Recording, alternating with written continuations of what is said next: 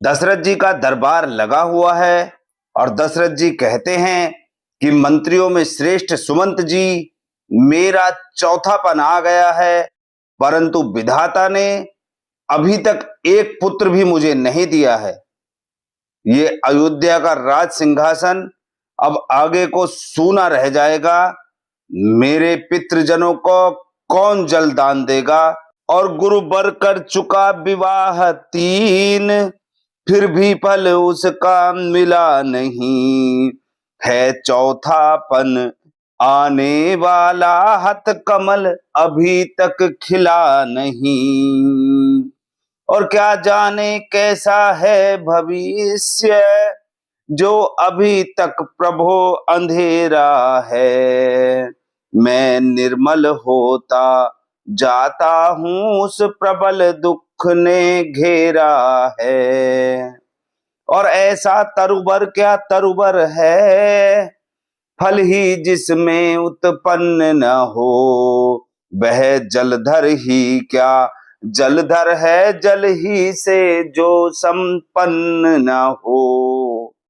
और गुरुदेव उपाय बही अब हो, यह चित्त प्रफुल्लित हो जाए। आंखों में भी आए प्रकाश, आत्मा आनंदित हो जाए। और कम से कम एक पुत्र ही हो, जिसमें रघुवंश बढ़े अपना। पितरों को भी तर्पण पहुंचे, आगे को नाम चले अपना।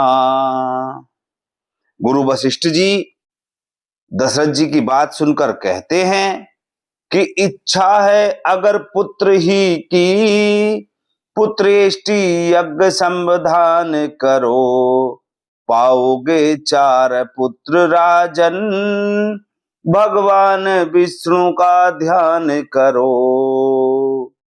पुत्रेष्टि यज्ञ के विशेषज्ञ ऋषि श्रृंगी को बुलवाना है।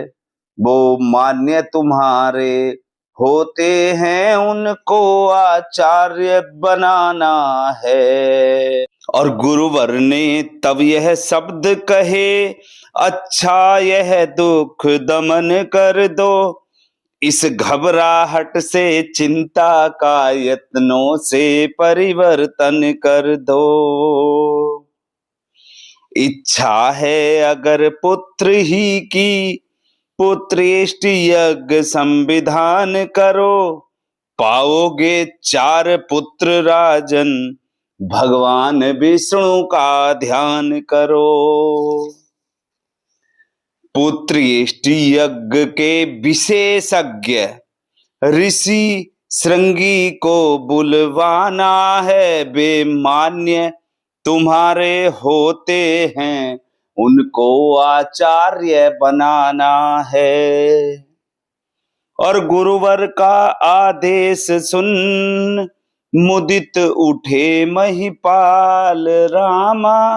मुदित उठे महिपाल, और आज्ञा यज्ञ प्रबंध की आकर दी तत्काल। श्रृंगी ऋषि आए यथा समय, सानंद वर्ण स्वीकार किया।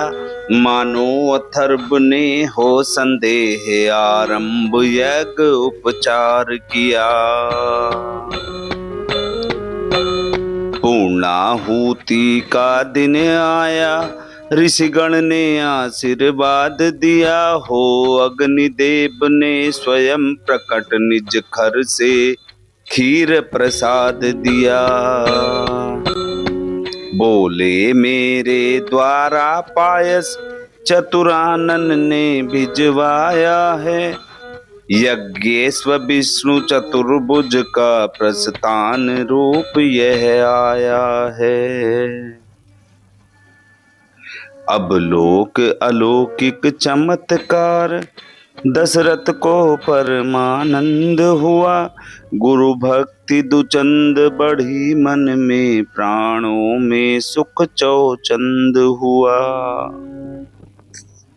पूर्ण हो गया यज्ञ जब इस प्रकार सहसा, राजा महलों को चले लेकर हव्य प्रसाद। बट रानी कौशल्या जी को जाते ही आधा भाग दिया, उसका आधा कैकेयी को फिर वही सहित अनुराग दिया। शेषांग हुआ आधा आधा, जिसको ले लिया है दोनों ने, तीसरी सुमित्रा रानी को सानंद दे दिया दोनों ने।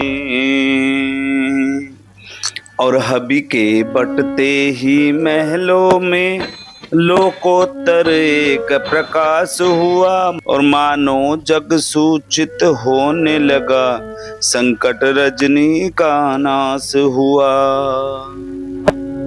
प्रगटा बह तेज रानियों में, जो नेत्र ज्योति का दाता है, खिल उठा अचानक सूर्य वंश, अब सूर्य वंश में आता है। इसी तरह आनंद में बीत गए 9 मास, विश्व बंद अवतार का समय आ गया पास। मंडलेश्वर योग था अभिजित समय ललाम, कौशल्या के धाम में प्रगटे शोभा धाम। और कैकेयी के भी हुआ एक पुत्र उत्पन्न, गोद सुमित्रा की हुई 2 सुत से संपन्न। चमके जब घर में 4 चंद्र, चौगुना हर्ष आनंद हुआ। चौथे पन में 4 सुत पर राजा को परमानंद हुआ। बढ़ता बिलोक कर सूर्य वंश, भगवान सूर्य भी मुदित हुए। हो गया महीने भर का दिन, हो गया महीने भर का दिन, इस भांति दिवाकर चकित हुए। तीनों लोकों का गुप्त तेज छाया उस समय अयोध्या में, दर्शन करने को सुरदल भी आए उस समय अयोध्या में। ब्रह्मा आनंद देखने को तब ब्रह्म भाट थे बने हुए, शंकर भी बूढ़े बाबा बन, शंकर भी बूढ़े बाबा बन नृप के द्वारे थे खड़े हुए।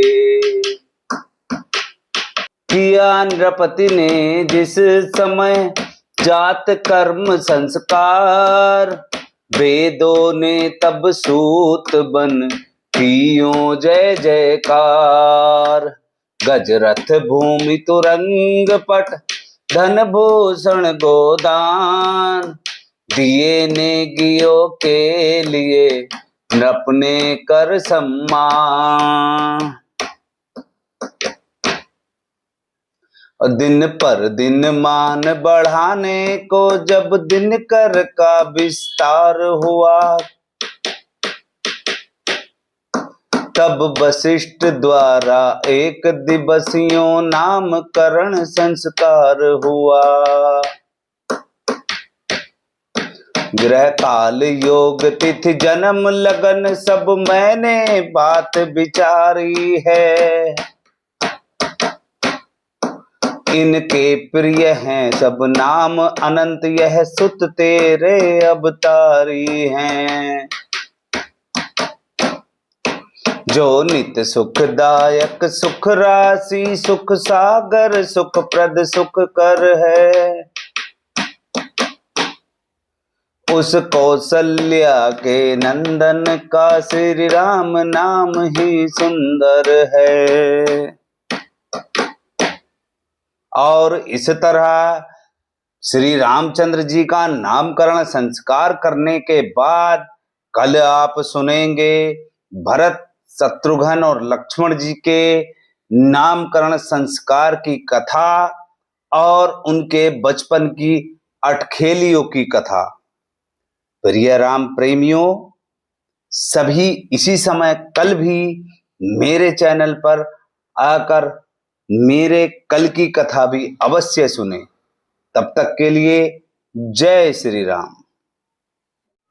कैकई सुत है विश्व भरण रखता हूँ, नाम भरत उसका जग को सुमार्ग दिखलाएगा, उत्तम आदर्श काम उसका। दो सुत है मात सुमित्रा के, शत्रुघ्न द्वितीय कहलाएगा, शुभ लक्षण धाम प्रथम जो है, शुभ लक्षण धाम प्रथम जो है, वह लक्ष्मण ही कहलाएगा। आशीर्वादों की ध्वनि गूंजी, जनता में जय जयकार हुआ, गुरु वशिष्ठ द्वारा इस प्रकार जब नामकरण संस्कार हुआ। सुरगण ने प्रभु को देख देख विकसित निज निज मन कमल किया, शिव ने भी बाल रूप रख कर जीवन को अपने सफल किया। उस समय शारदा देवी भी सुख से फूली न समाती थी, जिस समय ऋचाए नारी बन प्रभु को पाल न झुलाती थी। नित्य नया त्योहार था, नित्य नई कुल रीत, इस प्रकार आनंद में गए मास कुछ बीत। लड़काई ही से लक्ष्मण का रघुबर से प्रेम अपार हुआ, उस और भरत जी से अतः शत्रुघ्न लाल का प्यार हुआ। चारों ही बालक सुंदर थे, चारों ही रूप मनोहर थे, फिर भी वे कौशल्यानंदन चारों में सबसे बढ़कर थे। गोदी में कभी पालने में माताएं लाड़ लगाती थी, पुचकार दुलार सिंगार करे काजर की कोर लगाती थी। दिन प्रतिदिन बढ़ने लगे चारों राजकुमार, पुर नारी शोभा निरख होती थी बलिहार। जब चलते हैं घुटनों के बल माता बलिहारी जाती है, लाला संध्या को सोते हैं तो लाला संध्या को सोते हैं तो नजर उतारी जाती है। उंगली के बल जब खड़े हुए तो करते हैं किलोल चारों, पग से चलते हैं ठुमक ठुमक, मुख से तोतले बोले चारों। चंदा को कभी मांगते हैं परछाई, कभी पकड़ते हैं, जब भी जैसी हट पड़ जाए फिर नहीं मनाए मनते हैं। राम मित्रों, यदि मेरे द्वारा कही गई राधे श्याम रामायण आपको पसंद आ रही हो तो लाइक करें, सब्सक्राइब करें। धन्यवाद। सबको सुख देकर सब प्रकार जब और बड़े सुकुमार हुए, तब गुरु वशिष्ठ द्वारा उनके यज्ञोपवीत संस्कार हुए। अब नियम पूर्वक अग्निहोत्र फिर संध्या उपासन होता था, विद्यालय घर वशिष्ठ का था जिसमें विद्यार्जन होता था। पढ़ लिख कर कुछ ही वर्षों में विद्यानिधि से अवतीर्ण हुए, रण शिक्षा राजनीति में भी सब भली भांति उत्तीर्ण हुए।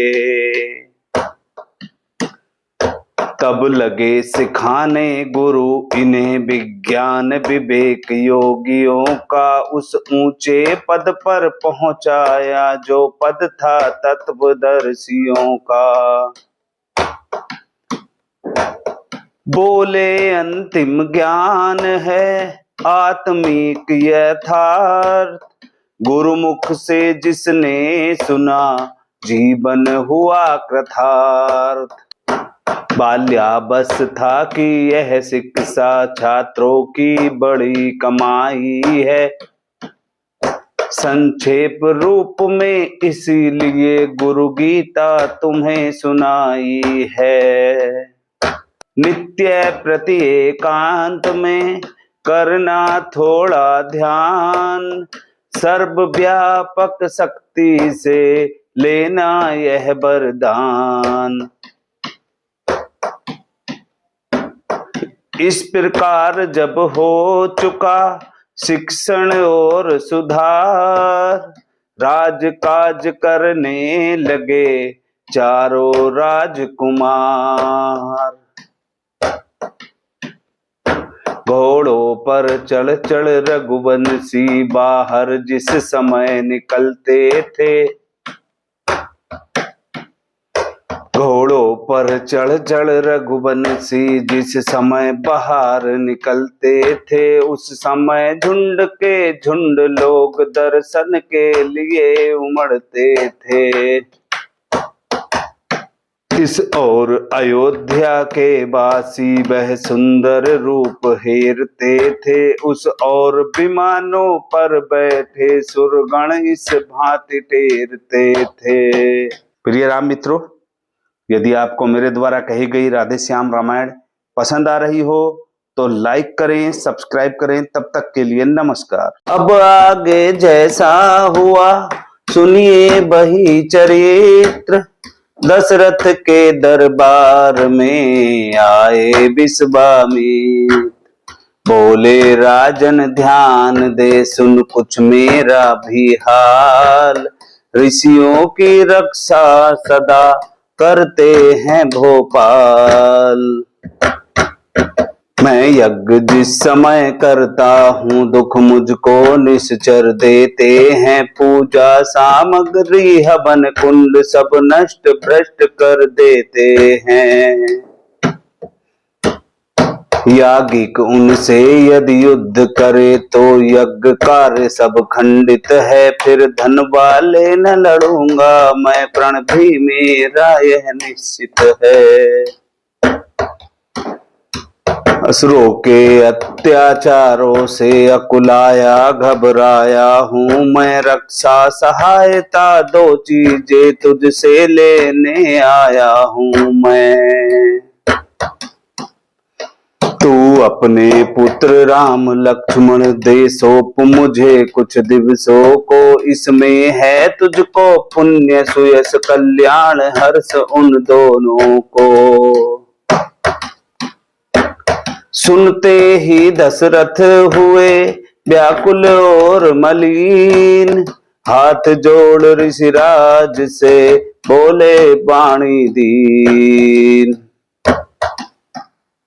हे मुनिवर दोनों बालक हैं भोले भाले नादान निरे, विद्या नहीं जानते हैं लड़ने में अभी अजान निरे। लो राज ताज संपत सेना यह सब देना दुश्वार नहीं, आज्ञा हो तो मैं चला चलूं इसमें भी कुछ इनकार नहीं। हे स्वामी सभी समर्पण है जितने साधन शासन के हैं, पर प्रभु विचार के वचन कहो, पर प्रभु विचार के वचन कहो, सुत चारों चौथे पन के हैं। वैसे तो चारों ही बूढ़ी मेरी आंखों के तारे हैं, लेकिन राम और लक्ष्मण तो प्राणों से ज्यादा प्यारे हैं। फिर राम सदा सुख धाम मेरा, कब उसका विरह गवारा है। सब घर का वही चांदनी है, जीवन का वही सहारा है। गादि सुबन के हो गए रक्त वर्ण कुछ नैन, कहे कड़क कर नृपति से इस प्रकार अब बैन। टाल टूल अच्छी नहीं इस अवसर नरनाथ, या तो साफ जवाब दे या कर दे मेरे साथ। दशरथ तुझ जैसे ज्ञानी को इतनी बच्चों की ममता है, जा चुकी जवानी दीवानी फिर भी माया में भ्रमता है। उपकार संत का करने में इतना विलंब इतनी अड़चन, कुछ दिन को उनको देने में इतनी बातें इतनी उलझन। यदि आज विष्णु से कहता मैं चल देते छोड़ गरुण वाहन, शंकर से विनती करता मैं हिल जाता उनका भी आसन। मांगी जो तुझसे यह भिक्षा इसलिए मुझे संताप हुआ, दुख हुआ तुझे भी मुझको भी इस पुण्य कार्य में पाप हुआ। देखा जभी वशिष्ठ ने ऋषि को है संताप, नृप को समझाने लगे राजन छोड़ प्रलाप। यह योगी राज कहाते हैं, यह योगी राज कहाते हैं, तू इनसे कुछ संकोच न कर। यह बड़े विचारशील मुनि है, तू किसी बात का सोच न कर। यह तेरे युगल कुमारों को रण विद्या धर्म सिखाएंगे, फरजंद दुचंद वहां होकर आनंद सहित घर आएंगे। दशरथ बोले अब मुझे नहीं सोच संताप, दोनों पुत्रों के हुए संरक्षक मुनियाप। इतना कह भरी सभा ही में तत्काल बुलाए राम लखन, चरणों में काढ़ी तनय जी के सानंद गिराए राम लखन। लो हाथ में इनका हाथ नाथ, यह दोनों भोले भाले हैं। यह फिक्रा याद रहे भगवन मेरी नाजो के पाले हैं। और पितु का आशीष प्राप्त कर माँ से ले वरदान, ऋषि सेवा को चल दिए दोनों ही बलवान। दोनों भाई राम और लक्ष्मण संग यति के जाते हैं, हाथ में बाण धनु कंधों पर कटी तुरीण सुहाते हैं। श्याम गौर सुंदर स्वरूप लख इंदु अनंग लजाते हैं, मुनि के दाएं बाएं दोनों अद्भुत शोभायु पाते हैं। मार्ग मध्य मिली ताड़ का ऋषिवरी ने बताते हैं, एक बाण ही से रघुनंदन स्वर्ग धाम पहुंचाते हैं।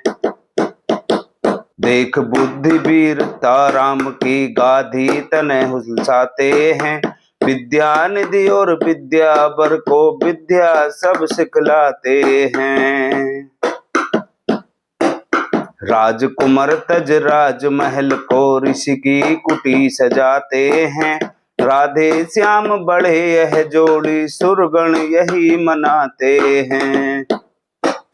प्रातः काल मुनिराज से बोले राजकुमार, आप यज्ञ निर्भय करे हम हैं पहरेदार। आरंभ यज्ञ का होते ही असुरों का मंडल आ पहुंचा, शुभ अनुष्ठान में विघ्न रूप शुभ अनुष्ठान में विघ्न रूप निष्ठुर निश्चर दल आ पहुंचा। रघुवंशी राजकुमारों ने आगे बढ़ ललकारा, सबको हाथों में लेकर धनुष बाण पल में संहारा। सबको धर्म स्थापन करेंगे यह ऐसा विश्वास न क्यों कर हो, जब दोनों विजयी सिंहों का यह अवसर पहला अवसर हो। क्षण में सुबाहु रजनीचर को अर्पण कर दिया, अग्निसर के मारीच नीच को उड़ा दिया, 100 योजन पार समंदर के। बन बह बन गया स्वर्ग कानन, कांटों से खाली चमन हुआ, हे राजकुमारों सुखी रहो, ऋषि के मुख से यह वचन हुआ। सचमुच उस समय भाग्य ऊंचा श्री लक्ष्मण श्री रघुबर का था, जब उनका सिर गुरु चरणों में उस सिर पर कर गुरुबर का था। प्रिय राम मित्रों, यदि मेरे द्वारा कही गई राधे श्याम आपको पसंद आ रही हो तो लाइक कीजिए, कमेंट्स कीजिए, सब्सक्राइब कीजिए। धन्यवाद। अगले दिन मुनि को मिला यह सुंदर संदेश, धनुष महोत्सव के लिए बुला रहे मिथिलेश। समाचार सुनकर लगे चलने जब मुनिनाथ, प्रेम विवश चलते समय लिया इन्हें भी साथ। चलते चलते वह जगह मिली छाया न जहां दिखलाती थी, जिस और नैन दौड़ाते थे मरुभूमि दृष्टि में आती थी। पड़ी एक पाषाण मूर्ति, उसके चारों दिश कोहरा है, मुस्का कर पूछा रघुबर ने गुरुबर यह अचरज कैसा है। रघुनंदन की बात सुन बिहसे विश्वामित्र, सुना दिया उस शिला का आद्योपांत चरित्र। फिर कहा कभी गौतम तिय थी, अब शिला सांप की मारी है, सबसे उपराम हुई है यह आकांक्षा एक तुम्हारी है। इस पाप प्रपीड़ित पथरी को पदरज का चेतन चूरन दो, यह पतिता है पावन पद दो, जीवन अमृत को संजीवन दो। छुआ चरण से शिला को राघव ने तत्काल, पदरज लगते ही हुई गौतम नारी निहार। हुआ अहिल्या नारी का, हुआ अहिल्या नारी का इस प्रकार उद्धार, मनचाहा वर प्राप्त कर पतिपुर गई सिधार।